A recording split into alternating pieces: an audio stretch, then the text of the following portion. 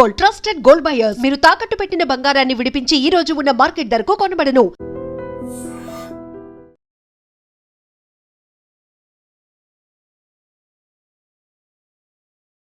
నమస్తే, welcome to iDream. Divorce కేసులు చాలా కాలం పాటు కోర్టులో కొనసాగటం వల్ల అవి ఎటూ తేలక, మరోవైపు కోర్టు ఖర్చులు, అడ్వకేట్ ఖర్చులు కూడా పెరిగిపోయి ఇబ్బంది పడుతూ ఉంటారు. ఇప్పుడు వేసినటువంటి కేసు సంవత్సరానిక 2 సంవత్సరాలుగా, కొన్ని సందర్భాల్లో 4-5 ఏళ్ల పాటు కూడా కొనసాగినటువంటి సందర్భాలు ఉంటాయి. సో చాలా ఇబ్బందులతో కూడుకున్నటువంటి వ్యవహారంగా మారిపోయింది. అసలు ఈ డివోర్స్ కేసులు ప్రస్తుతం చాలామందికి తెలియక, ఎంత త్వరగా వీలైతే అంత త్వరగా క్లోజ్ చేసే అవకాశం కొంతమందికి తెలియక నాంచబడి ఇబ్బందులు ఎదుర్కొంటున్న సిచ్యువేషన్ ఉంది. సో ఎట్లా ఈజీ అవుతుంది, డివోర్స్ కేసుల్ని ఎంత వేగంగా పరిష్కారం చేయొచ్చు, దీని గురించి మనం క్లియర్గా ఈ వీడియోలో మాట్లాడదాం. ప్రస్తుతం నాతో పాటు స్టూడియోలో ఉన్నారు జేఎం రావు గారు, తెలంగాణ హైకోర్టు అలాగే సుప్రీంకోర్టులో అడ్వకేట్గా ఉన్నారు. సార్తో మాట్లాడదాం. సార్ నమస్కారం. నమస్తే అండి. జేఎం రావు గారు, మొదటి ప్రశ్న, ఈ డివోర్స్ కేసులు అనేవి అసలు ఎన్ని రకాలు ఉంటాయి సార్? డివోర్స్ కేసెస్ అనేటి రెండు రకాలు ఉంటాయండి. ఒకటి కంటెస్టెడ్ డివోర్స్ అని, రెండోది మ్యూచువల్ డివోర్స్ అని. కంటెస్టెడ్ డివోర్స్, ఇప్పుడు డివోర్స్ అనగానే జనరల్గా ఏంటిదని అంటే కంటెస్టెడ్ డివోర్స్ అని అనుకుంటారు. కంటెస్టెడ్ డివోర్స్ అనేది 5 సంవత్సరాలు తక్కువ, మినిమం టైం అనేది 5 years పడుతుంది. మ్యాక్సిమం టైం దానికి లిమిట్ లేదు. ఇప్పుడు ఈ డివోర్సు మనకు అంత టైం ఎందుకు పడుతుంది అనేది ఒక క్వశ్చన్ మనం ఆలోచించుకుంటే, ఫస్ట్ డివోర్స్ ఎట్లా స్టార్ట్ అవుతుందంటే భావోద్వేగాల కోపం వల్ల, మాట పెరిగి ఇన్కంపాటబిలిటీ స్టార్ట్ అయ్యి, లేకపోతే ఈగోయిజంతో డివోర్స్ అనేది స్టార్ట్ అవుతుంది. కంపాటబిలిటీ ఇష్యూస్ తోటి ఈ చిన్న మాట వైఫ్ అండ్ హస్బెండ్ మధ్యలో వరకు ఉంటే పర్వాలేదు, కానీ దీని లోపల మళ్ళీ పేరెంట్స్ ఇన్వాల్వ్ అయిపోయి, థర్డ్ పర్సన్స్ ఇన్వాల్వ్ అయిపోయేసరికి దానికి మొత్తం టోటల్గా కాంప్లికేట్ అయిపోతుంది. కాంప్లికేట్ అయిన తర్వాత ఇంకేముంది, ఇంకా మనం ఒక అడ్వకేట్ దగ్గరికి వెళ్తే ఒక ప్యాకేజ్ ఇస్తారు. లైక్ డివోర్స్ ఫైల్ చేయండి, 498A ఫైల్ చేయండి, డొమెస్టిక్ వైలెన్స్ ఫైల్ చేయండి, మెయింటెనెన్స్ ఫైల్ చేయండి. 4 ప్యాకేజీలు. ఎవరికి అమౌంట్ పోతుంది, మ్యాక్సిమంగా అడ్వకేట్లకు బెనిఫిట్ అవుతుంది. వాళ్ళది పోయేది ఎవరిది, క్లయింట్ది time waste, money waste, years waste. ఆయన జీవితమే నాశనం అవుతుంది అక్కడ. లైఫ్లో నుంచి ఒక 5 సంవత్సరాలు పోయినాయి అంటే 5 years లైఫ్ అది మళ్ళీ తిరిగి రాదు. నేను తక్కువలో చెప్తున్నాను, మినిమం అని చెప్పి. 15 years సఫర్ అయిన వాళ్ళు కూడా చాలామంది ఉన్నారు, 10 to 15 years. ఓకే, ఈ డివోర్స్ కేసెస్లో మీరు అడిగినట్టుగా మన కంటెస్టెడ్ డివోర్స్కి వెళ్ళినట్టయితే మాత్రము కనీసం 5 years లోయర్ కోర్టులోనే నడుస్తుంది. మళ్ళీ రివెంజ్లో ఉన్నారనుకోండి ఏదైనా ఒక పార్టీ, ఒక ఏ అండ్ బి అని అనుకుందాం పేర్లు లేకుండా. ఏ అనేది వైఫ్, బి అనేది హస్బెండ్ ఫైల్ చేసిండు డివోర్సు. 5 years అయిన తర్వాత డివోర్స్ గ్రాంట్ అయింది లోయర్ కోర్టులో. వైఫ్ హస్బెండ్ని సతాయించాలనుకుంటే she can go to the high court. అట్లాగే వైఫ్ ఫైల్ చేస్తే హస్బెండ్ డివోర్స్ రావద్దు అనుకుంటే హస్బెండ్ హైకోర్టుకి వెళ్తాడు. మళ్ళీ అక్కడ 5-6 సంవత్సరాలు. ఇప్పుడు అక్కడ హైకోర్టులో 2017 మ్యాటర్స్ ఇప్పుడు ఐడెంటిఫైడ్ మ్యాటర్స్ కిందకి వస్తున్నాయి. అంటే ఆల్మోస్ట్ 9 years. అంటే డివోర్స్ గురించి ఆలోచించే వాళ్ళు ఇది ఒకటి ప్రాక్టికల్గా తీసుకొని ఇప్పుడు సెర్చ్ చేయండి, హైకోర్టు వెబ్సైట్ సెర్చ్ చేయండి, లేకపోతే హైకోర్టుకి వెళ్ళి చూడండి ఏ కేసెస్ నడుస్తున్నాయి ఇప్పుడు అని చెప్పి. ఏవైతే అపీల్ చేసిన కేసులు 2017 కేసెస్ ఇప్పుడు వస్తున్నాయి. అంటే అక్కడ 5 years అక్కడ అయిపోయింది, ఇక్కడ మళ్ళీ నీకు 9-10 సంవత్సరాలు, 15 సంవత్సరాలు ఇక్కడనే లైఫ్ అయిపోయింది కదా. సరే, ఇక్కడ కూడా ఎవరో ఒకరు గెలిచారనుకుందాం, ఇంకో పార్టీ సుప్రీంకోర్టుకి వెళ్ళొచ్చు కదా, isn't it? So almost 20 years life out. పెళ్ళయ్యేదే 25-30 yearsలో చేసుకుంటున్నారు ఈ కాలంలో.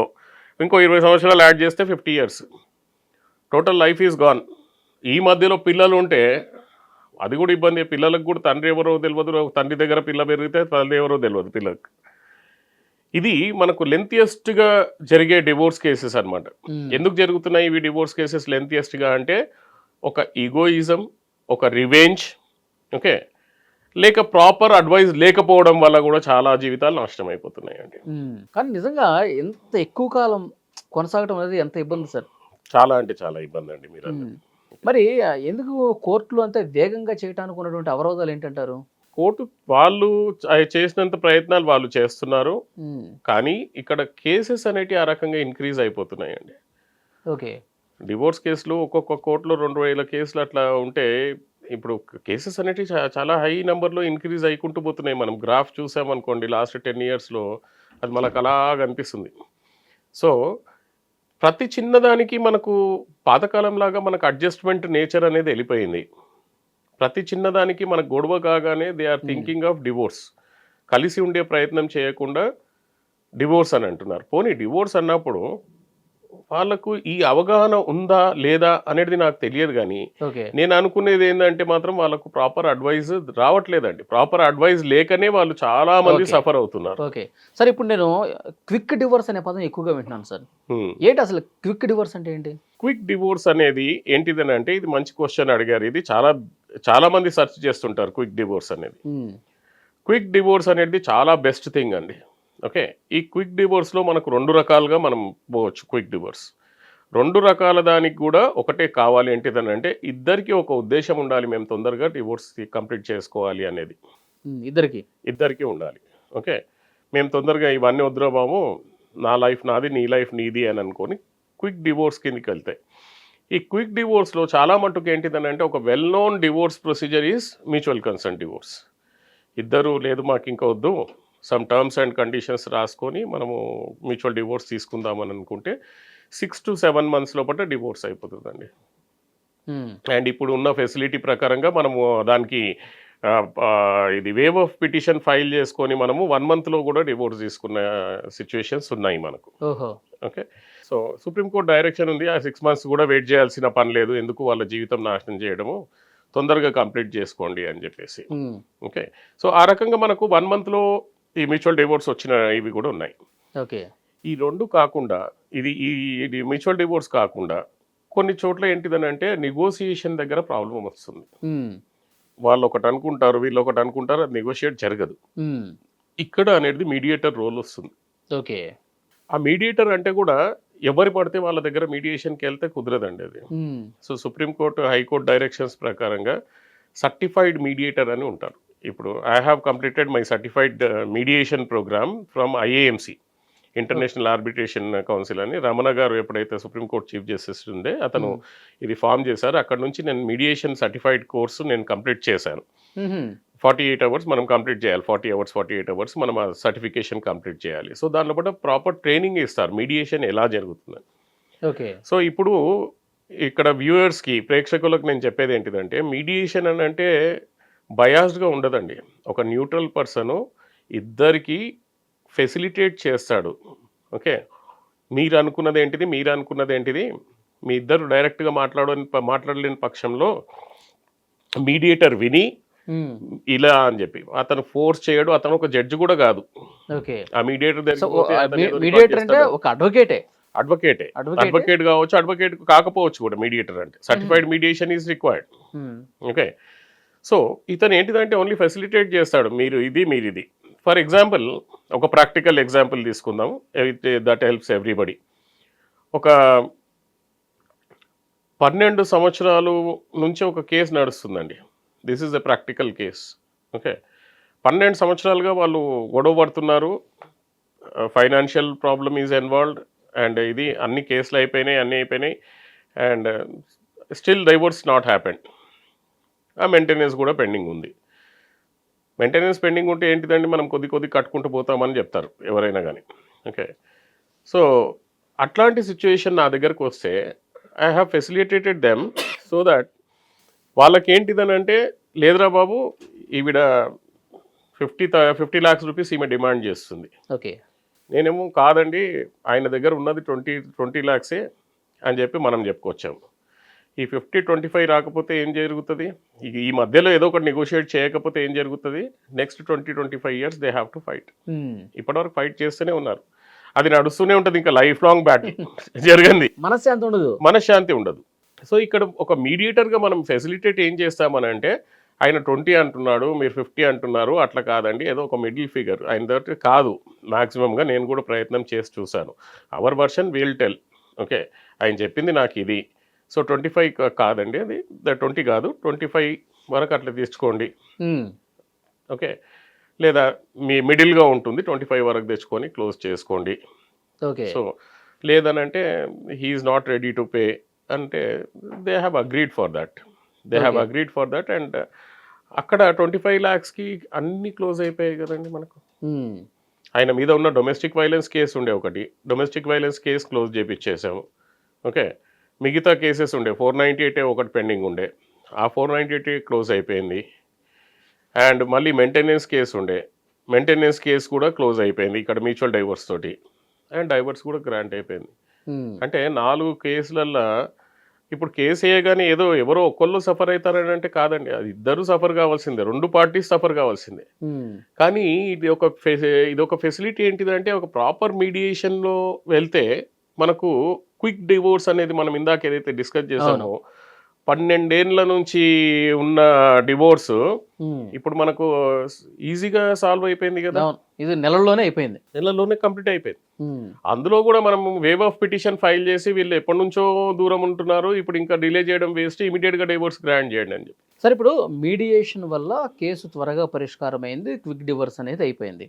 అయితే ఈ మీడియేషన్లో ఏమైనా లోపాలు ఉన్నాయా, ఏమైనా మిస్టేక్స్ చేసే పరిస్థితులు కూడా ఉన్నాయా? ఉంటాయండి. ఇప్పుడు మీడియేషన్ని చాలా బెనిఫిషియల్గా అవైల్ చేసుకోవాలి, ఇద్దరూ దాన్ని ఉపయోగించుకోవాలి. మీడియేషన్లో చేసే తప్పులు ఏంటిదనంటే మీడియేషన్కి వెళ్ళేటప్పుడు నేనే గెలవాలి అనే ఉద్దేశంతో వెళ్ళడం ఒక పెద్ద తప్పు.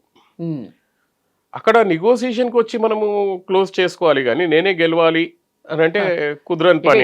గెలుపోవటములు ఉండవు, అవగాహనతో విడిపోవాలి. ఎస్, ఓకే, డిస్కషన్తో అవగాహనతో విడిపోవాలి. కానీ అక్కడ చాలామంది తప్పు చేసేది ఏంటిదనంటే ఇది ఈ రకంగా తప్పు చేస్తారు. ఇంకోటి ఏంటిదనంటే క్లయింట్స్ ఐడెంటిఫై చేయాల్సింది, mediator should not be biased.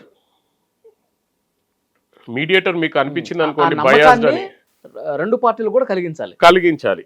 Mediator ఎప్పుడైనా కానీ ఒక పార్టీకి అనిపించింది అనుకోండి, లేదు ఆయన పక్కనే మాట్లాడుతున్నాడు అని చెప్పి close that mediation, go to some other mediator. ఆ మీడియేషన్ అనేది పనికిరాదు. ఎందుకంటే ఇక బయాస్డ్ అంటే ఇంకేముందండి, ఇద్దరు ఒక అవగాహనతో రావాలి. కానీ లేదండి ఆమె ఇంత అడుగుతుంది నువ్వు అంత పే చేయొచ్చు కదా అని అంటే that is not a mediation at all, isn't it? So ఇట్లాంటి మైండ్ సెట్తో వెళ్ళకూడదు మనము బయాస్డ్ అని చెప్పి. మీడియేటర్ కూడా ఒక పెద్ద టాస్క్తో కూడుకున్న పని, ఎందుకంటే 2 వర్గాలు ఆ మీడియేటర్ మీద అనుమానం చూపులు చూస్తుంటాయి. ఇతను మన పక్షమా వాళ్ళ పక్షమా అని. Mediator should be very very neutral person, అటు చెప్పొద్దు ఇటు చెప్పొద్దు. ఓకే, ఆయన చెప్పింది ఇట్లా చెప్తున్నారు అది అంతనే కమ్యూనికేట్ చేయడం, కానీ నువ్వు ఇది ఆయన చెప్పింది కరెక్టే కదా, నువ్వు ఇట్లా ఫాలో అవ్వచ్చు కదా, అట్లాంటి ఫోర్సులు అట్లాంటివి చేస్తే that will be not called as a mediation అండి. మీడియేషన్తో ఉన్న మనకు ఒక అడ్వాంటేజెస్, మీడియేషన్లో చాలా అంటే చాలా అడ్వాంటేజెస్ ఉన్నాయండి, మనమే డిస్కస్ చేసుకోవచ్చు. ఒకటి, 15 సంవత్సరాలు 20 సంవత్సరాలు నడిసే కోర్టు కేసులు మనము ఒక 1 monthలో సాల్వ్ చేసుకోవచ్చు, ఇజంట్ ఇట్? అంటే ఎంత డబ్బు సేవ్ చేస్తున్నాం సార్ మనం 15 సంవత్సరాలలో? కనీసం సంవత్సరానికి లక్ష వేసుకున్నా కానీ 15 సంవత్సరాలు అంటే 15 లక్షలు అయిపోయినట్టే, ఇజంట్ ఇట్? మళ్ళీ 15 సంవత్సరాల టైం వేస్ట్ చేసుకోబోతున్నాం మనం, ఇజంట్ ఇట్? మళ్ళీ మనశ్శాంతి అనేది చాలా ఇంపార్టెంట్, అది కూడా లేకుండా పోతుంది మనకు ఈ కోర్టు కేసుల వల్ల. సో మీడియేషన్లో ఏంటిదనంటే ఇవన్నీ తేల్చుకునే అవకాశాలు చాలా ఉంటాయి. ప్రతి ఒక్క ప్రేక్షకులు ఎవరైతే వాచ్ చేస్తున్నారో, ఇటు అమ్మాయి సైడ్ కానివ్వండి ఇటు అబ్బాయి సైడ్ కానివ్వండి, ప్రయత్నం చేయండి. లేదా వాళ్ళు వినరు అనేది కాదు, ప్రయత్నం చేయండి. వాళ్ళు వినకపోతే మీరు కోర్టుకు వెళ్ళండి, మీరు కోర్టుకు వెళ్ళి కోర్టులో చెప్పండి మాకు మీడియేషన్ అరేంజ్ చేయండి అని చెప్పి. ఓకే, ఫ్యామిలీ కోర్ట్స్ యాక్ట్ ప్రకారంగా తప్పకుండా మీడియేషన్ అరేంజ్ చేస్తుంది ఏ స్టేజ్లో అయినా కానీ. మీడియేషన్ ఎవరు కన్సిడర్ చేస్తారు సార్? మీడియేషన్ ఎవరు కన్సిడర్ చేయాలి అని అనుకుంటున్నారంటే ఇద్దరి మనసులో ఎప్పుడైతే చెప్పుకోని అవసరం లేదు, ఇద్దరి మనసులో నేను ఈ కేసుని తొందరగా క్లోజ్ చేసుకుందాము అనే ఫీలింగ్ ఉన్న వాళ్ళు డైరెక్ట్ జడ్జి దగ్గరికి వెళ్ళొచ్చండి. ఓకే, ఇప్పుడు మన కేసే నడుస్తుంది, ఫ్యామిలీ కోర్ట్ జడ్జి దగ్గరికి వెళ్ళి అమ్మ నాకు ఇట్లా థాట్ వస్తుంది, మాకు ఒకసారి మీడియేషన్ అరేంజ్ చేయండి so that we can close the cases. The judge will be very happy to arrange the mediation. Okay, Lok Adalat legal cells అనేటి మనకు చాలా ప్రతి కోర్టులో ఉన్నాయి లీగల్ సెల్స్ అనేటి. ఈ లీగల్ సెల్ కోర్టుకి అప్రోచ్ అయ్యే ముందు మాత్రం మీరు ప్రైవేట్ మీడియేటర్స్ దగ్గరనే క్లోజ్ చేసుకోవాలని అనుకుంటే you can approach the certified mediators. Court mediators కూడా ఉంటారు, కోర్ట్ కేసులో కూడా ఉంటారు, లేదా బయట కూడా ఉంటారు మీడియేటర్స్. ఓకే, మీరు బయట మీడియేటర్స్ని అపాయింట్ చేసుకొని ఇద్దరు మీరు అక్కడ కూడా వెళ్ళవచ్చు. ఈ బయట మీడియేటర్స్ని అపాయింట్ చేసేటప్పుడు ఒక ప్రాబ్లం ఏమేమి వస్తుందని అంటే, నేను సెలెక్ట్ చేశాను మీడియేటరు అంటే అయిన పర్సనే అయి ఉంటాడేమో అని ఒక డౌట్ వస్తుంది. So let both the parties SIT together and identify one mediator. తెలియని మీడియేటర్ని ఇద్దరు కూర్చొని ఈయన ర్యాండమ్గా ఇతని దగ్గరికి వెళ్దాము, సర్టిఫైడ్ మీడియేటరా కాదా చూసుకున్న తర్వాత అతని దగ్గరికి వెళ్దాం. ఒకవేళ కోర్టులో ఉందనుకోండి, కోర్టులోనే మీడియేషన్ అరేంజ్ చేయమని చెప్పండి, మీడియేషన్ అరేంజ్ చేస్తారు. Court will be very happy to arrange the mediation. అన్ని కేసులు కోర్టుకి కూడా కేసు తగ్గిపోతుంది. సో లైఫ్లో మనకు ప్రశాంతత, మనశ్శాంతి ఇవి కావాలనంటే we have to go for the ways in quick divorce. Easy divorce, quick divorce ఎట్లా చేసుకుందాము మనము అనేది ఈ రెండు మెథడ్స్ మాత్రము చాలా effective methods. One is 13B, that is mutual concern divorce, and another one is this mediation way of mediation. Okay, దీంట్లో మనకు తొందరగా కంప్లీట్ అయిపోతుంది అనమాట మనకు. Okay sir. ఇప్పుడు మ్యూచువల్ డివోర్స్కి క్విక్ డివోర్స్కి ఉన్నటువంటి సంబంధం ఏంటి? మ్యూచువల్ డివోర్స్కి క్విక్ డివోర్స్కి సంబంధం ఉన్నదంటే, ఇప్పుడు మ్యూచువల్ డివోర్స్ అని అంటే దట్ ఈస్ లీగల్ యాక్ట్ ప్రకారంగా ఉన్న డివోర్స్ మ్యూచువల్ డివోర్స్. ఓకే, ప్రతి రిలీజన్లో ప్రతి యాక్ట్లో మనకు ఒక సెక్షన్ ఉంది. క్రిస్టియన్ డివోర్స్ యాక్ట్లో ద ఇండియన్ డివోర్స్ యాక్ట్లో ఒక సెక్షన్, దీంట్లో ఒక సెక్షన్, మన హిందూ డివోర్స్ యాక్ట్ ప్రకారంగా 13B అని చెప్పి దాన్ని ఇది అంటాం. మనం ఇచ్చుకునే word quick divorce, easy divorce అని చెప్పేసి ఇప్పుడు అది తొందరగా అయిపోతుంది కాబట్టి దానికి మనం క్విక్ డివోర్స్ అని అంటున్నాం. అంతే తప్పించి క్విక్ డివోర్స్ అనే పదము లీగల్లో ఎట్లాంటిది లేదు క్విక్ డివోర్స్ అని. It's a general word quick divorce. Mediation ద్వారా కూడా తొందరగా డివోర్స్ అవుతుంది, మన మ్యూచువల్ డివోర్స్ ద్వారా కూడా తొందరగా డివోర్స్ అవుతుంది. కాబట్టి ఈ రెండుని మనం క్విక్ డివోర్స్ అండర్లో కన్సిడర్ చేయొచ్చు. సార్, ముఖ్యమైన ప్రాక్టికల్ అడ్వైజెస్ ఏమున్నాయి? ముఖ్యమైన ప్రాక్టికల్ అడ్వైజెస్లలో ఎప్పుడైనా కానీ సపరేషన్ కానీ డివోర్స్ కానీ మీరు ఆలోచిస్తున్నప్పుడు కోపంలో ఎట్లాంటి డిసిషన్స్ తీసుకోకండి. ఓకే, అండ్ మొత్తంగా don't rely completely on the social media guidance. Okay, social media guidance పైన ఎందుకు నేను డిపెండ్ అవ్వద్దని అనుకుంటానంటే, చాలామంది ఏ అడ్వకేట్లు అయినా కానీ మొత్తం గైడెన్స్ ఇవ్వరు, ఏదో జనరల్గా ఇస్తాము. Every problem is specific. So you have to approach a proper advocate. మీరు అప్రోచ్ అయితే వాళ్ళు టైం ఇస్తారు, టైం ఇచ్చి మీకు ప్రాపర్గా మీ సిచ్యువేషన్స్కి అనుగుణంగా గైడ్ చేస్తారు. అంతే తప్పించి ఏదో ఇప్పుడు లీగల్ అడ్వైస్కి ఇంత అమౌంట్ అంటున్నారు సార్, నేను ఎందుకు పెట్టాలి అని చెప్పి సోషల్ మీడియా అడ్వైస్ తీసుకుంటే మాత్రము అది డిఫరెంట్గా వర్కౌట్ అయ్యే అవకాశాలు ఉన్నాయి. మీ పెళ్ళి, మీ కష్టాలు ఇంకోల కష్టాలతో కంపేర్ చేసుకోకండి, అది కూడా సేమ్ అట్లనే ఉంది కదా అని చెప్పి. ఎవరిది వాళ్ళకు డిఫరెంట్గా ఉంటుంది, వాళ్ళకు డిఫరెంట్ అప్రోచ్ అవసరం అన్నమాట. Every case has a different facts అండి. Okay, take informed decisions. మీరు నా అడ్వైజ్ ఏంటిదని అంటే, ఒకటే అడ్వకేట్ని అప్రోచ్ అవ్వకుండా ఒక ఇద్దరు ముగ్గురు మంచి అడ్వకేట్స్ని అప్రోచ్ అవ్వండి. ఒక పెద్ద డిసిషన్ తీసుకోవాలి కదా. ఇప్పుడు డాక్టర్ దగ్గర కూడా ఆపరేషన్ అంటే సెకండ్ ఒపీనియన్ అని అంటాం. ఆ రకంగా ఇక్కడ కూడా మీరు ఒక 2-3 అడ్వైజ్లు తీసుకోండి, మీకే తెలుస్తుంది అసలు what is right, what is wrong అని చెప్పేసి. Then go head properly. And Tagore లాగా ఎమర్జెన్సీలు క్రియేట్ చేసి, లేదు ఇప్పుడే మనం డైవర్స్ ఫైల్ చేయాలి, ఇప్పుడే ఇది చేయాలి అనే దానితో కొద్దిగా జాగ్రత్తగా ఉండండి. రిలేటివ్స్ కానీ ఎవరైనా కానీ, లేదమ్మా మనం ఇమ్మీడియట్గా ఫైల్ చేద్దాం, అది చేద్దాం, ఇది చేద్దాం అన్నట్టు అటువంటి దాంతో కొద్దిగా జాగ్రత్తగా ఉండండి. ఇమీడియట్ ఫైల్ చేయాల్సిన సిచ్యువేషన్స్ కూడా ఉంటాయి, చాలా ఉంటాయి. కానీ ఆ సిచ్యువేషన్ ఉంటేనే ఫైల్ చేయడం బెటర్. ఏమి సిచ్యువేషన్ లేకుండానే డబ్బులు వస్తాయి కదా అని చెప్పి అడ్వైస్ చేయడం కూడా తప్పన్నమాట. సో నేను ప్రాక్టికల్ అడ్వైస్ ఇచ్చేది ఏంటిదనంటే, మంచి అడ్వకేట్ని మీరు ఒక ఇద్దరు ముగ్గురిని కలిసి దాని తర్వాత then you appoint advocate. Then after appointing the advocate, set your expectations and it is expectations perfectly. చాలామంది దగ్గర ఎక్స్పెక్టేషన్స్ ఉండకుండా మనం కేసు వరకు మాట్లాడుకుంటే తర్వాత ఎట్లా జరుగుతుంది, ఏం కథ, ఆయన అపియర్ అవుతాడా లేదా ఏమీ తెలియదు అది. So end to end there should be a expectations with the advocate. Case ఎట్లా ప్రొసీడ్ అవుతుంది, మా రెస్పాన్సిబిలిటీస్ ఏంటి, మీ రెస్పాన్సిబిలిటీస్ ఏంటి అంటే ఇంత డీప్గా మనము ఒకవేళ కమ్యూనికేట్ చేయగలిగితే కేసెస్ విల్ గో స్మూత్లీ అండి. ఇప్పుడు అండ్ ఇంకోటి ప్రేక్షకులకు నేను చెప్పేది ఏంటిదనంటే ప్రతి స్టేజ్లో కేసు స్టేజ్లో నెక్స్ట్ ఏమైపోతుంది సార్ నెక్స్ట్ ఏమైపోతుంది సార్ అని చెప్పి ఎంటబడితే అడ్వకేట్కి ఫ్రస్ట్రేషన్ వచ్చేస్తుంది. నెక్స్ట్ ఏమవుతుందని తెలియాలంటే మీరు అడ్వకేట్ అయిపోవడం బెటర్. ఇక కోర్టులో మన ఇండియన్ కోర్ట్స్లో ఎప్పుడు ఎక్కడ సిచ్యువేషన్ ఎట్లా మారుతుంది తెలియదు. మెయిన్ కేసు నడుస్తూనే ఉంటుంది. నెక్స్ట్ ఏమవుతుంది సార్ అని అడిగితే మనం ఏం చెప్పలేము. నెక్స్ట్ డేట్లో వాడు వచ్చి ఇంకో పిటిషన్ ఫైల్ చేయొచ్చు, ఇంటరిమ్ పిటిషన్ ఫైల్ చేయొచ్చు, లేకపోతే నెక్స్ట్ డేట్లో వచ్చి వాడు ఇంకోటి ఏదైనా మ్యూచువల్ డివోర్స్ అని చెప్పొచ్చు, ఇంకోటి ఏదైనా చెప్పొచ్చు. We cannot predict all those things. Next ఏమవుతుంది ప్రొసీజర్ ప్రకారంగా చెప్పొచ్చు, మనం ప్రొసీజరల్ ప్రకారంగా ఇట్లా ఉంటుందని చెప్పొచ్చు, కానీ నెక్స్ట్ ఏమవుతుంది మనం చెప్పలేము మనం. ఓకే, ఫర్ ఎగ్జాంపుల్ మనం పిటిషన్ ఫైల్ చేసాము, ఎదుటి పార్టీ రావట్లేదు, వచ్చాడు కౌంటర్ ఫైల్ చేశాడు, మళ్ళీ రావట్లేదు, 6 నెలలు అయిపోయింది, మళ్ళీ వస్తాడు కనిపిస్తాడు వెళ్ళిపోతాడు. సో ఇప్పుడు కొంతమంది ఏమడుగుతారని అంటే, సార్ మనం కేసు ఫైల్ చేసి 2 సంవత్సరాలు అయిపోయింది సార్, ఇప్పటివరకు ఏం ప్రోగ్రెస్ లేదు, వాడు రావట్లేదు, మరి మీరు ఏం చేయట్లేదు అనండి. మనం ఏం చేయగలుగుతాం? ఇవి సోషల్ మీడియా చూసుకొని మనకు ఒకటి అడ్వైజ్ ఇస్తారు, ఏదైనా దానికి ఏమంటాం మనం, ఎక్స్పార్టీ పిటిషన్ ఫైల్ చేయాలంట. ఎక్స్పార్టీ పిటిషన్ అనేదే లేదు, అది discretion of the court power. వాడు రావట్లేదు కాబట్టి నేను ఎక్స్పార్టీ ఆర్డర్స్ పాస్ చేస్తున్నాను అని చెప్పి కోర్ట్ చెప్పాలి, అడ్వకేట్ చెప్పడానికి వీల్లేదు.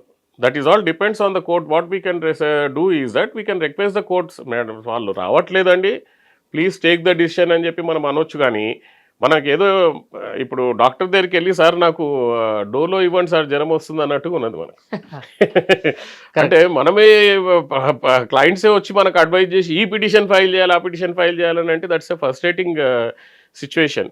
అట్లాంటి చేయకుండా సోషల్ మీడియా పైన మన ఇంటర్నెట్ పైన డిపెండ్ అవ్వకుండా మీ అడ్వకేట్కి నమ్మితే మీరు అడ్వకేట్ దగ్గర ఉండండి. ఏ రోజైతే మీ అడ్వకేట్ దగ్గర నమ్మకం లేదని అంటే అడ్వకేట్ని మార్చేసుకోండి బెటర్, మీకు కూడా మనశ్శాంతి ఉంటుంది. ఎందుకనంటే అడ్వకేట్ ఏం చేస్తాడు అంటే first of all case it self will go for about 5 years. సంవత్సరం 2 సంవత్సరాలలో అగ్రెసివ్గా వచ్చేసి సార్ ఇంకేం కాలేదని అంటే ఏం చేస్తారు చెప్పండి? The case duration is 5 years. ఇక్కడేమో మనం తొందర కావాలని అంటే కుదిరే అవకాశాలు లేదు. తొందర కావాలని అంటే that is what is the quick divorce. Be ready, వాళ్ళు అడిగినంత మీరు ఇవ్వడానికి రెడీ ఉన్నారా, క్లోజ్ చేసుకుందాం. అది కాదు ఇది కాదు అని అంటే you have to judge must take the decision కదా, we cannot take the decision. మనం డిసిషన్ తీసుకోలేనామనే కదా మనం కోర్టుకి కేసు వేసింది. So my practical advice is that be reasonable with your advocate, don't take any decision in the anger. Okay, life అనేది బాగా కూర్చొని ఆలోచించుకోండి. వేరోడెవరో డైవర్స్ ఫైల్ చేయమంటున్నాడని చెప్పి మీరు డైవర్స్ ఫైల్ చేయకండి. మీ జీవితంలో మీరే డిసిషన్ తీసుకోండి. రేపటి దినం వేరోళ్ళ మీద బ్లేమ్ చేయకుండా ఆయన చెప్పినందుకు నువ్వు చెప్పినందుకు నా జీవితం నాశనం అయిపోయింది, లేకపోతే నేను డివోర్స్ తీసుకుంటాను కాదని అనకుండా మీ ఓన్గా డిసిషన్ తీసుకోండి. అండ్ మీ ఓన్గా డిసిషన్ తీసుకోండి. 5 సంవత్సరాలు కొట్లాడదామా, 15 సంవత్సరాలు కొట్లాడదామా, లేకపోతే 6 నెలల్లో క్లోజ్ చేసుకుందాం అనేది మీ ఓన్గా డిసిషన్ తీసుకోండి. ఓకే, మీ ప్రయత్నం మీరు చేయండి, then you will be happy. బాగా చెప్పారు sir, thank you very much for it.